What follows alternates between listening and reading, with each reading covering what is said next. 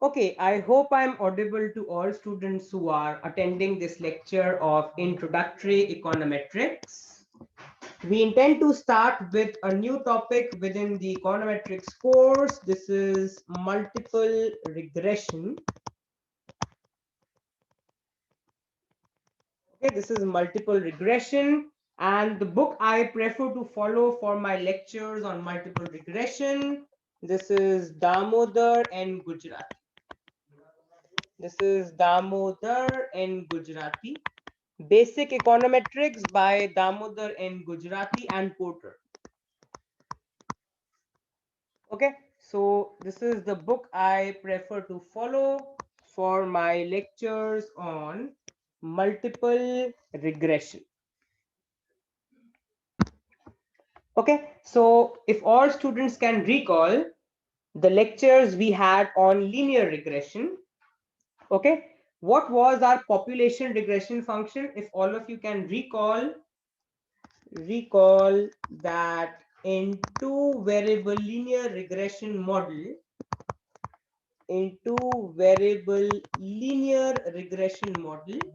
which we have covered in our lectures before, what was our population regression function?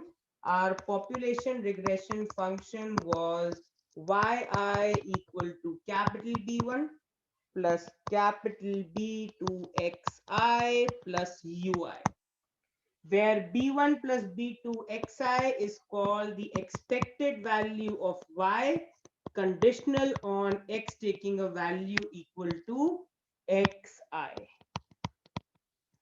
This was our population regression function in a two variable linear regression model. Clearly, all students can see that we have only one dependent variable yi, and we have only one independent variable, which is xi. Ui is clearly the population disturbance term.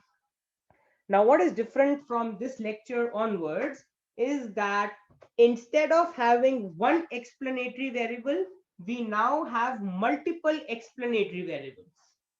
Okay, so we can write a regression model,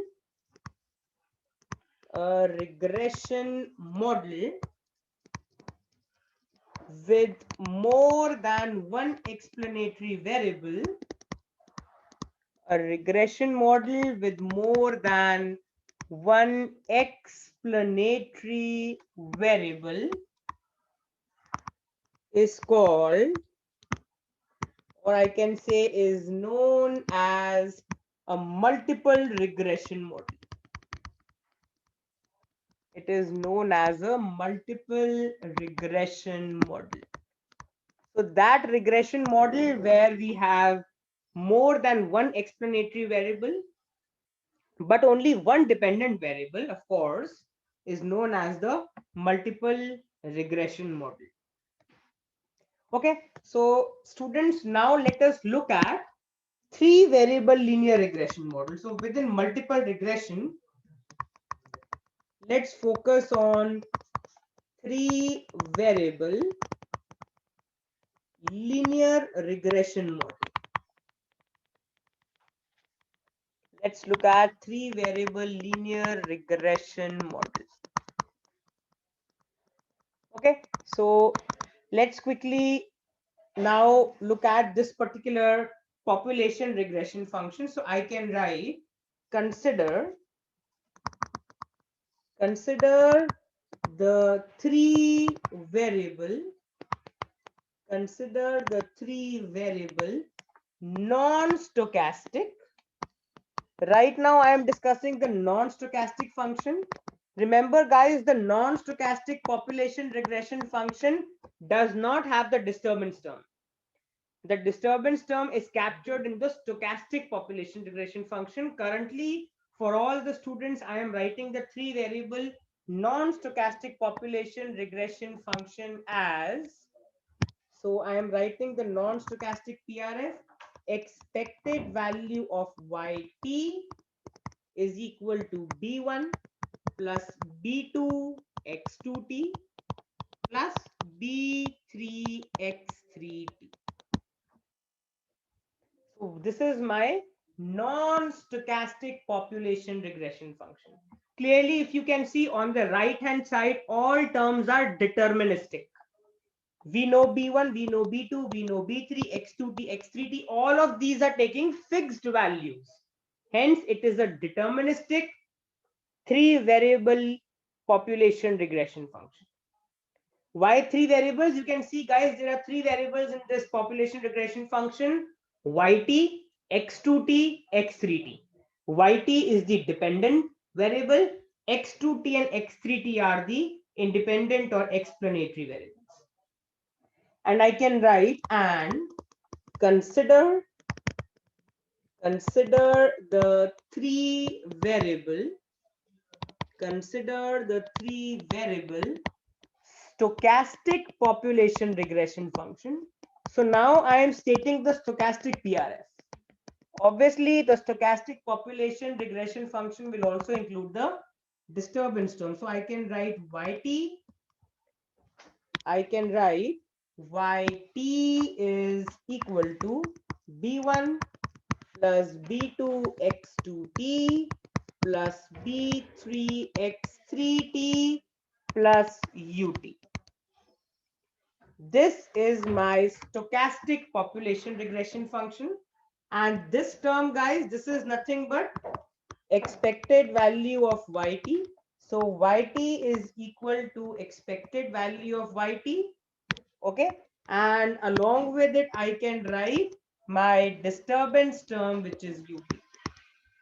So I can write where Y denotes the dependent variable. Y denotes the dependent variable, X2 and X3. So since we are measuring everything in terms of time, so YT is the dependent variable at time period T, X2T and X3T. T here denotes time, guys. YT denotes the dependent variable at time period T. Okay, and X2T and X3T, it's not actually time, it's the observation. So let me correct it for all students so that there is no confusion. YT denotes the dependent variable, X2T and X3T denotes the explanatory variables. They denote the explanatory variables. UT is the stochastic disturbance term. I can write stochastic population disturbance term. And T stands for what? Let me correct it. T here does not denote time. Time series econometrics is another lecture. Okay. What T denotes here is T denotes the Tth observation. T head stands for the Tth observation. Okay, so quickly revising it with all the students. We have started with multiple regression in this lecture, and currently we are focusing on 3-variable linear regression model. Now within that, our non-stochastic population regression function is defined as follows. Expected value of YT is equal to B1 plus B2 X2T plus B3 X3T. Clearly, you can see that B1, B2, B3, X2T, X3T are deterministic. They take fixed values.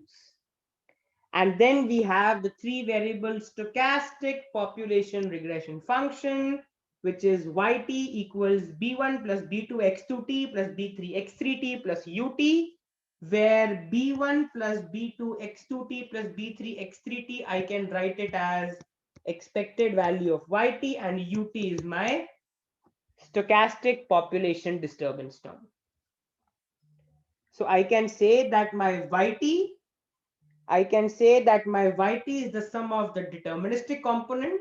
I can write that this is my deterministic component, and UT is my random component.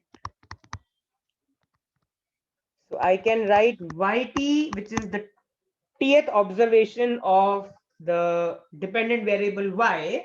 I can write it as the sum of the deterministic component, which is expected value of yt, and random component, which is ut.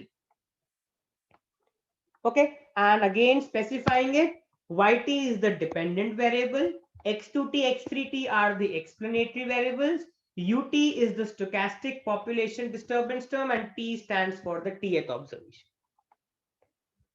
Again, revising it, t does not denote time, it stands for the tth observation. Okay, so if I have to interpret equation 1, suppose guys, this is my equation 1 and this is my equation 2. So if I ask you to interpret it, how will we interpret this? Let's look at the interpretations of it. So I'm erasing the bottom part of the screen and let us interpret equations 1 and equations 2. Let us look at their interpretations. Okay, so interpretation of equation 1. Interpretation of equation 1. So equation 1 gives the conditional mean value. It gives the conditional mean value of y conditional upon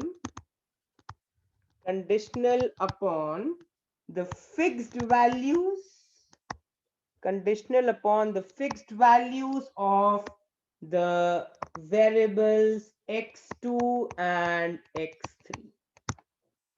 That is, my expected value of yt is nothing but expected value of yt conditional on x2t taking a particular value small x2t and x3t taking a particular value small x3t. Whenever I write anything in capital letters, it means it's a random variable. Whenever I write anything in small letters, it means it's a particular value. So capital X2t equal to small x2t means capital X2t is a random variable taking one particular value small x2t. Similarly for capital X3. So how will I interpret my non-stochastic population regression function? It gives me the conditional value of y. It gives me the conditional mean value of y, conditional on the fixed values of variables x2 and x3. And then guys, how will I interpret equation 2? So if I erase the interpretation of equation 1, hoping that students have understood this, let's look at the interpretation of equation 2.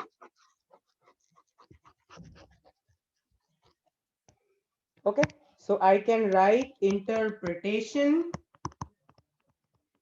of equation 2. Now, what does equation 2 tell us? So equation 2 states that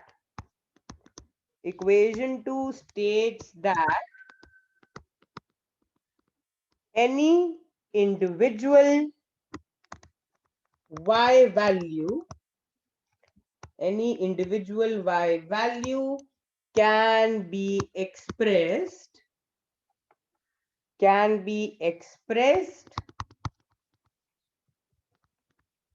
as the sum of two components. Can be expressed as the sum of two components. First one is b1 plus b2 x2t plus b3 x3t, which is the systematic or the deterministic component,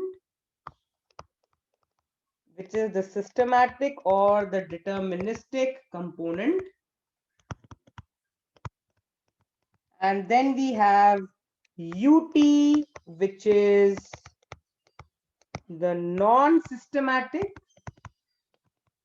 UT, which is the non-systematic or random component.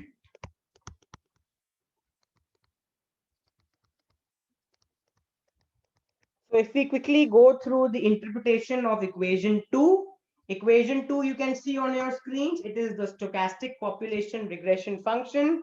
It tells us that any individual y value can be expressed as the sum of the deterministic component, which is b1 plus b2 x2t plus b3 x3t, which is also called expected value of yt, and UT, which is our non-systematic or random component, which captures the impact of factors other than x2t and x3t on yt.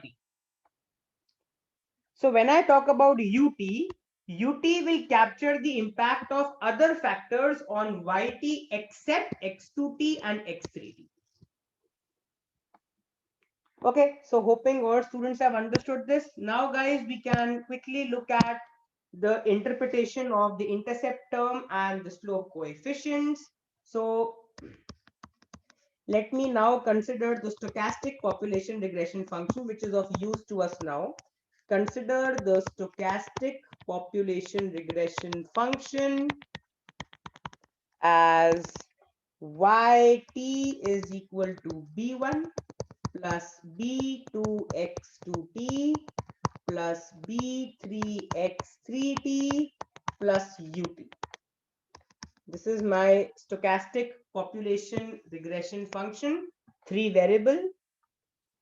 Okay, how will I interpret the intercept term and the slope coefficients? So I can write interpretations of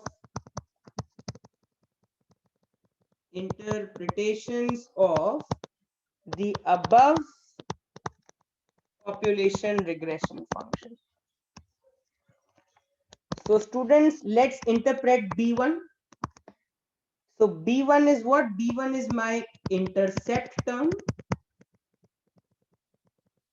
You can clearly see B1 is my intercept term. It represents the average or the mean value of y, average or the mean value of y when both x2t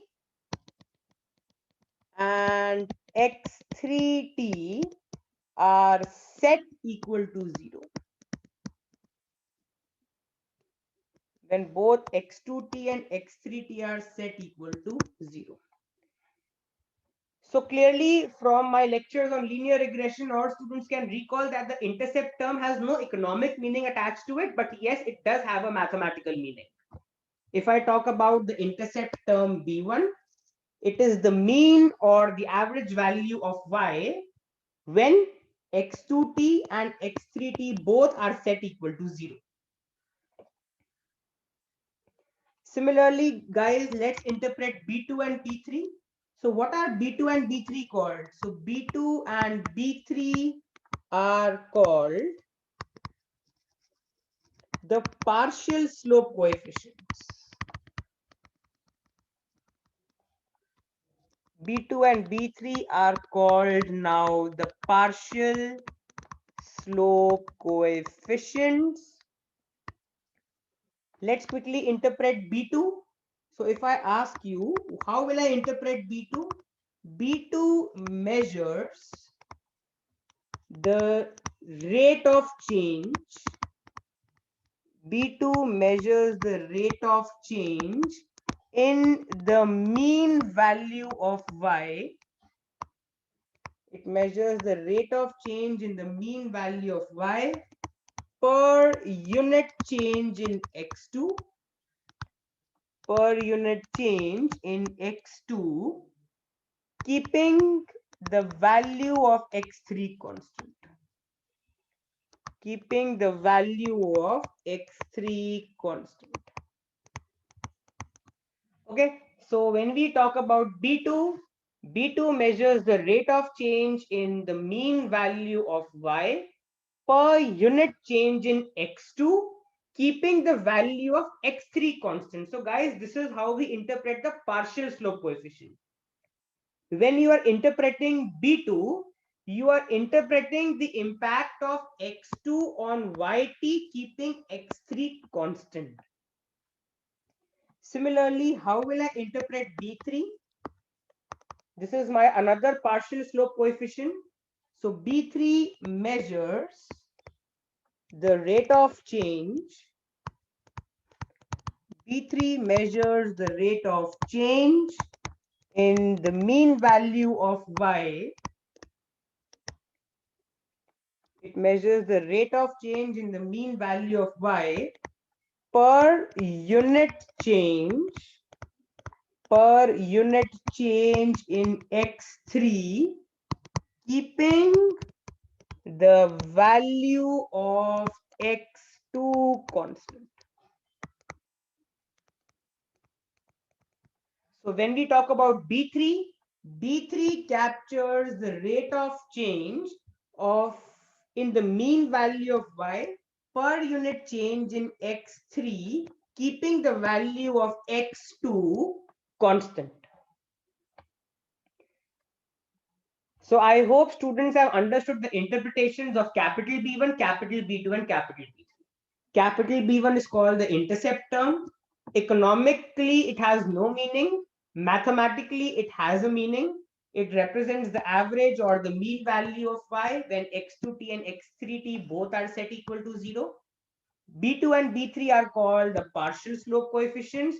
B2 measures the rate of change in y per unit change in x2, keeping the value of x3 constant. And B3 measures the rate of change in y per unit change in x3, keeping the value of x2 constant. Okay, so quickly taking an example. Let's take an example. So suppose we have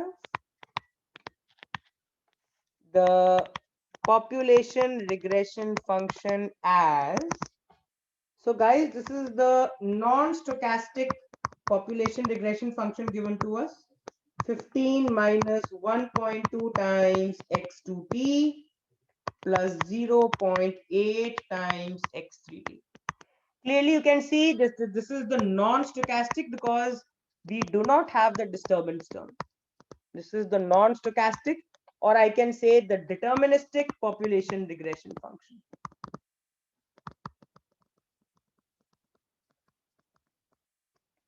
Okay, so suppose I say, suppose x3t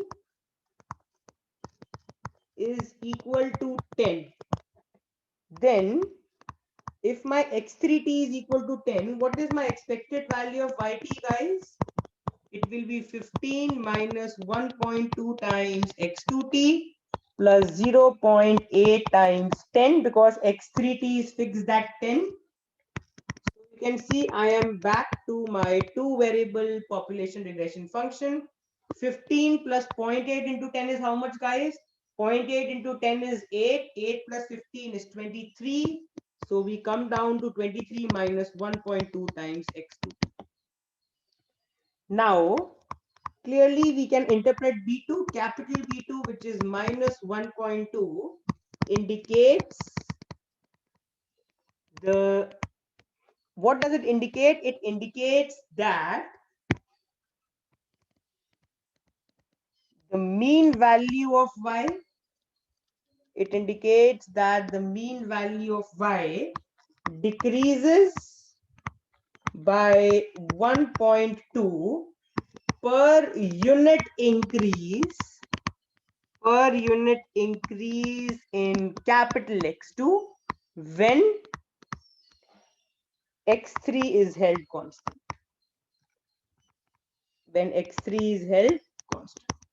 So B2 equal to minus 1.2 indicates that the mean value of yt will decrease exactly by 1.2 per unit increase in x2 when we keep the value of x3 constant. Why is the mean value of y decreasing? because you can see B2 has a negative sign. It's minus 1.2. That means for every unit increase in X2, the mean value of Y is decreasing by 1.2 units when the value of X3 is held constant. Similarly, let X2T be equal to 5. Then our population regression function expected value of YT becomes 15 minus. Now put the value of X2T as 5. So minus 1.2 into 5. Let X3T be the variable now, plus 0.8 times X3T. So therefore, again, you can see we are back to the two variable linear regression function. This is 9 plus 0.8 times X3T. So I can say, therefore, B3 equal to 0.8 indicates that the mean value of Y increases by 0.8 per unit increase in capital X3 when X2 is held constant.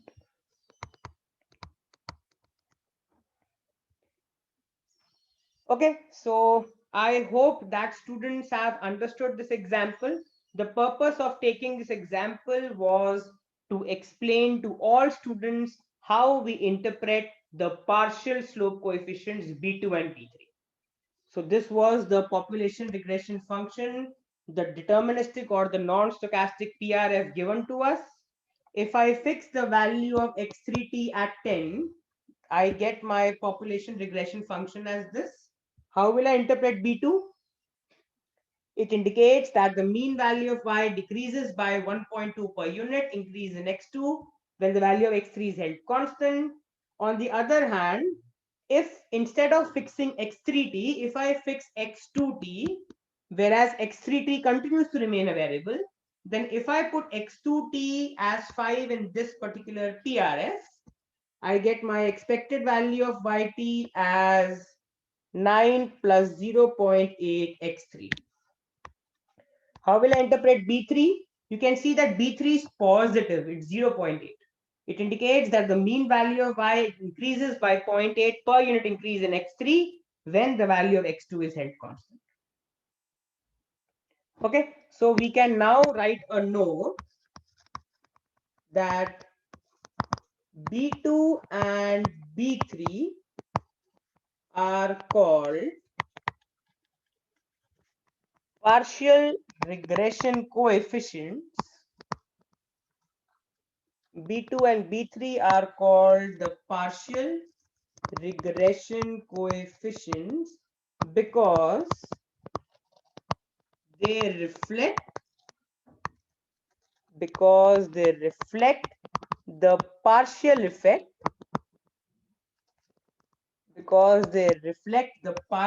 effect of one explanatory variable on the mean value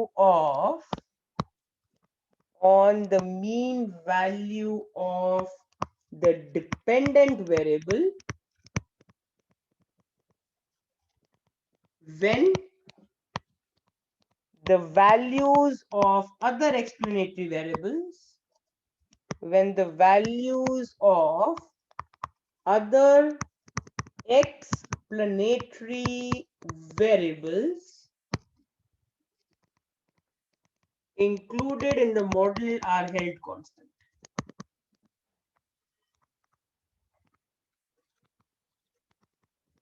Okay, so this note specifies as to why B2 and B3 are called partial regression coefficients.